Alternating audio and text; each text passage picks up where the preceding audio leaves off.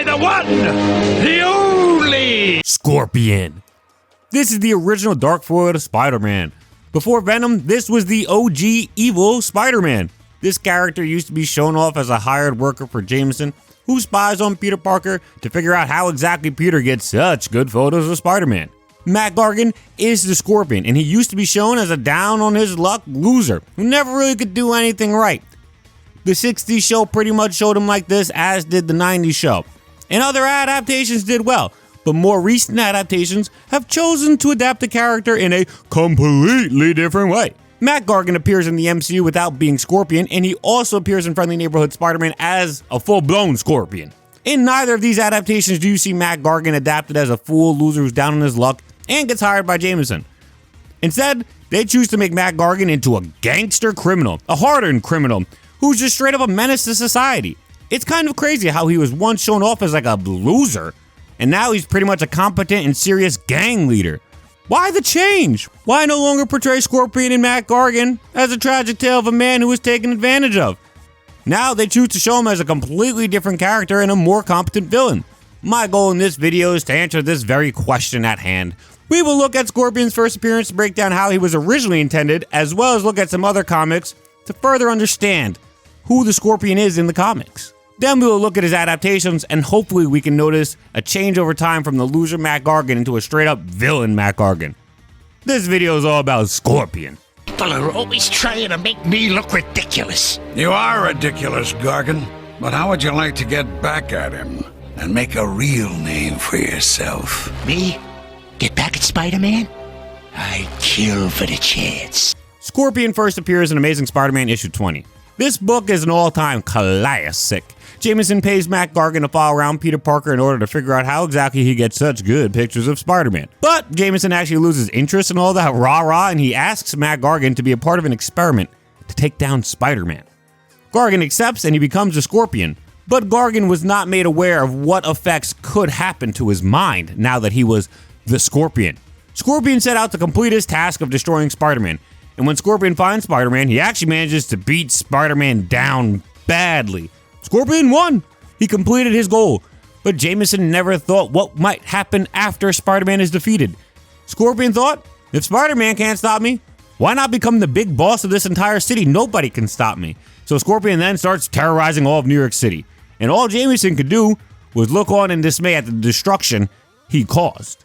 You see, Jameson paid for the Scorpion's creation solely to defeat Spider-Man. This is all Jameson's fault. When Scorpion was offered a cure, he actually refuses the cure because he's so powerful and he doesn't want to go back to being a loser. The transformation was messing with Matt Gargan's brain and he couldn't even tell. Thankfully for all of New York City, Spider-Man gets up and manages to actually take down the Scorpion. And that ends the Scorpion's first appearance in Amazing Spider-Man issue 20. In that very issue, Scorpion is shown off as a nobody who gets hired off the streets by Jameson to become the Scorpion. This man is clearly not in the right place of mind and was taken advantage of and turned into a weapon, all because Jameson had a vendetta. But that's not the end of the Scorpion story. It's far from it. He's actually still around to this very day. He's just recently was in a Miles Morales Spider-Man comic. He also appeared 9 issues after this one in Amazing Spider-Man issue 29. This time, Scorpion's breaking out of jail specifically to get vengeance on both Jameson and Spider-Man. Spider-Man helped put Scorpion in jail, and Jameson's the one who turned Matt Gargan into this monster. They're both at fault in Matt Gargan's eyes.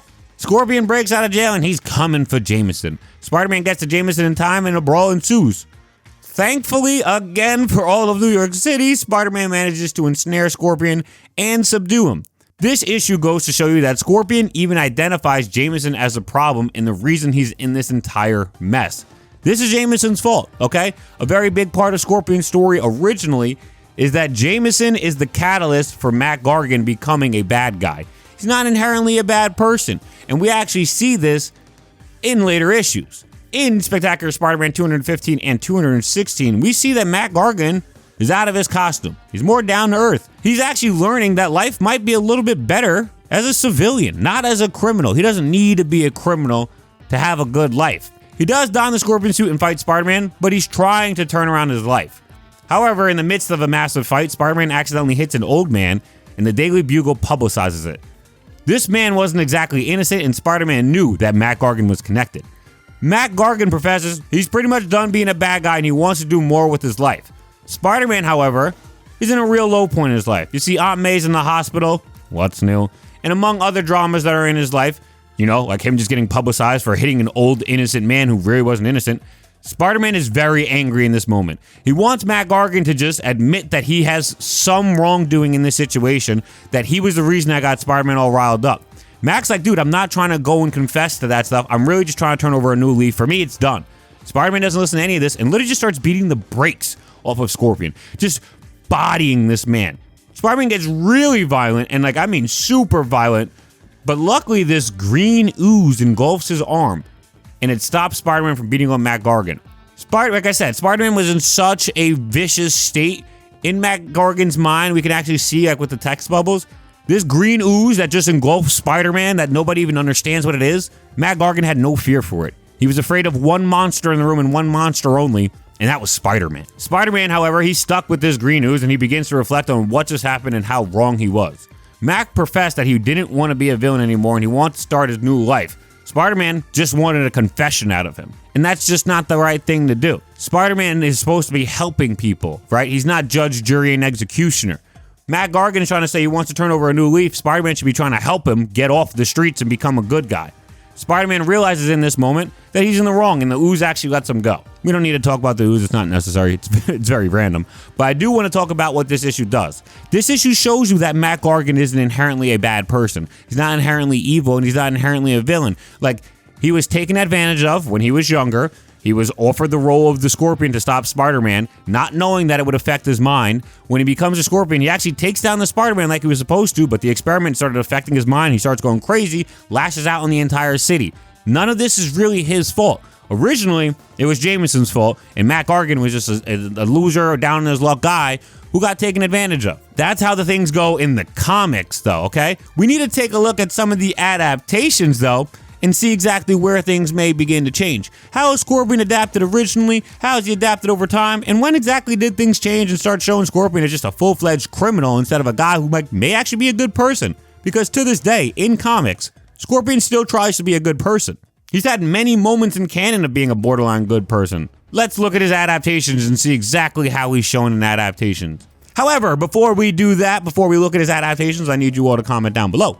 What is your favorite Scorpion adaptation? He's been around the block for a while, appearing in the very first Spider-Man adaptation ever created. He also appears in the very newest Spider-Man adaptation ever created. He's actually on both ends of the spectrum.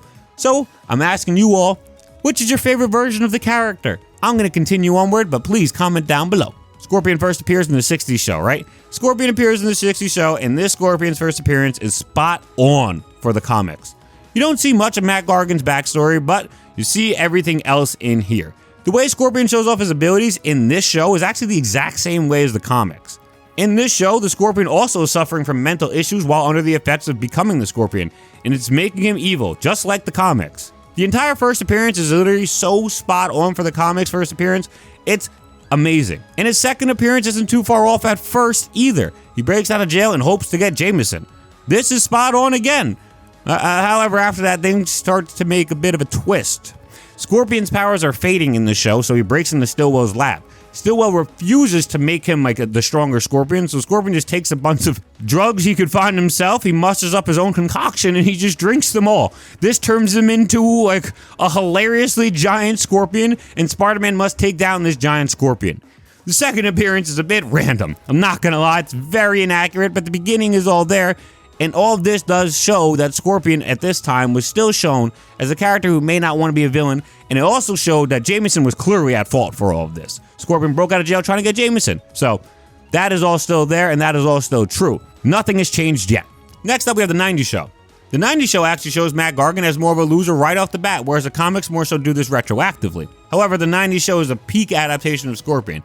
Everything about this character is amazing. The mental health effects are there. Jameson funded the entire program still. That's still there. Stillwell is still the scientist behind it. This is a great version of the character off of rip. Like right off the bat, it's literally like ripped out of the comics. Everybody loved that. But his story continues in the show, and you get to see his struggles with being the Scorpion and how he wants to stop and be with the woman he loves. It's such a great adaptation of the character. They even show Matt Gargan's more willingness to turn straight because crime life just isn't for him. Deep down, he's not a criminal. That's not who he's supposed to be. Jameson turned him into a criminal. Scorpion wants to be a good person, but he can't figure out exactly how he's supposed to break free of the suit, and as anybody sees him walking down the street, they instantly think he's a criminal because they know who the Scorpion is. This adaptation is freaking peak. It's phenomenal. I feel like if we had more seasons like we were supposed to, we would have had more of Scorpion's story shown to us. Maybe he would have gotten out of the suit. But all things considered, this is a phenomenal adaptation, and it still shows Matt Gargan as a loser who's hired by Jameson, becomes a Scorpion. The Scorpion has like mental health effects on him, and yeah, that's all still there. No changes yet. So this is all still accurate.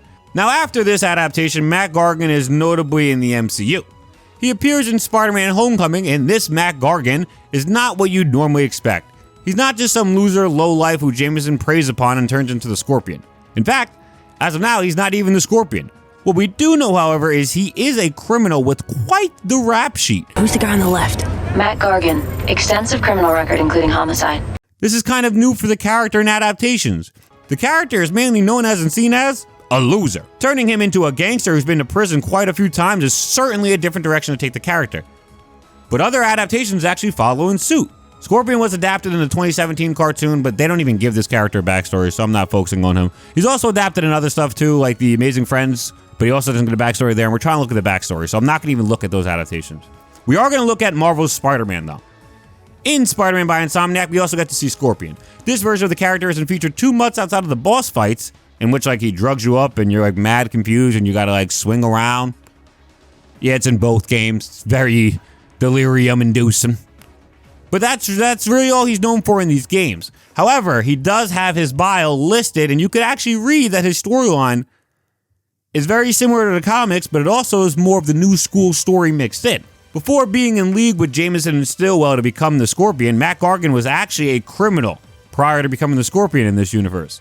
See, now this feels like a bit like the MCU Scorpion because he's a criminal and he's not really a good person at all before becoming the Scorpion, so when you turn him into the Scorpion, things just get worse. We don't necessarily know if the Scorpion actually affects his brain because it honestly looks like he was just a bad person before he even became the Scorpion. But this goes to show, even if they're going to say Stillwell and Jameson fund of the project, they're still having Scorpion not be a good guy. You know, they're still having him be a criminal. It's still part of the change that we talked about that the MCU had. And then lastly, the last adaptation we're going to talk about today is the Your Friendly Neighborhood Spider-Man version. And wow, this version is amazing. It's very different from the comics, but that doesn't mean it's bad. It's not bad at all, actually. I love it. This version of the character is a completely new version of the character. In the MCU, Scorpion hasn't become Scorpion yet. He's just Matt Gargan, but he was a gangster. Then you have Marvel's Spider-Man, and he was a criminal prior to becoming Scorpion, but Jameson and Stillwell had their hand in this creation. This Scorpion in Your Friendly Neighborhood Spider-Man is like the MCU version, and he becomes a Scorpion without Jameson and Stillwell's involvement at all. It is a completely new version of the character, but like I said before, it's not bad by any means. In the baseline of the story, it's really good. This Scorpion is really cutthroat, he's really serious, he leads his gang, he leads it with an iron fist as well, and he's a great gang leader in the sense like everybody listens to him without question, without fail. They listen to his word. He's a super serious person in this show. And I think it's done really well. His fight with Spider-Man in the warehouse is no joke one of the best animated fight scenes we've ever had in an animated Spider-Man show. Like, it's amazing. But to me, this version of the character does further push Scorpion away from the dark mirror of Spider-Man and Peter Parker into just being straight up evil. Now, we've talked about some adaptations, okay? We talked about the early ones that showed him as like a down on his luck loser, and we talked about the more recent ones that shows him as a gangster thug. Why did they change? What made Marvel want to change how the character was going to be shown off to a wider audience of people? To me, my belief is because his role was already taken from him, right? As great as Scorpion is as a dark mirror to Spider-Man, you know, because Scorpions are literally like an eviler version of a spider, Venom is just so much better as a dark mirror to Spider-Man. The moment Venom comes out and he's adapted in the 90s show, this is like one of the largest, most popular versions of the character. And even in the comics, Venom was vastly more popular than Scorpion has ever been. Especially in the late 80s, early 90s. Venom could arguably be stated as the most popular Marvel character and a top 5 comic book character of the time frame. That is way more the claim than Scorpion has any claim to. So it makes sense that Marvel just decided over time, like, hey, this role's already with another character, right? Like, look at Spider-Verse versus Venomverse. These characters are a literal mirror of each other. They're perfect for each other, and everybody knows both of them. Where the Scorpion is a little lesser known. Why don't we change the Scorpion story a little bit, right? Let's just make him supremely evil, badass villain, Like he could be. People would love this. It's not taken away from Venom anymore. It's doing something new with the character, and maybe it'll get people to latch on to the character that they might not have before. That is exactly why I think they at least started changing what Scorpion was adapted as. Because his role was already taken from him by a character that's significantly more popular than him, and he was just going to waste away unless they decided to do something different with him. But that's just what I think on the fact of the matter. At the end of the day, I want to know what you guys think. Please, down below, comment exactly why you think this change happened and what your favorite Scorpion adaptation is of all time. I would love to know both. This is pretty much the end of the video, so this is your last chance, so make sure you get your comments in. If you guys enjoyed this video, make sure you leave a like, comment, and subscribe. Please let me know what you thought down below. If you have any other video ideas, also let me know what you think down below. If you could subscribe to the Patreon, I would appreciate it. You know, if you have the means to, that'd be nice. If you want to talk to me more, I got a Discord. I'll put the description, or the Discord in the description. And I think that's about it for me in this video. Yeah, Dunk out. Peace!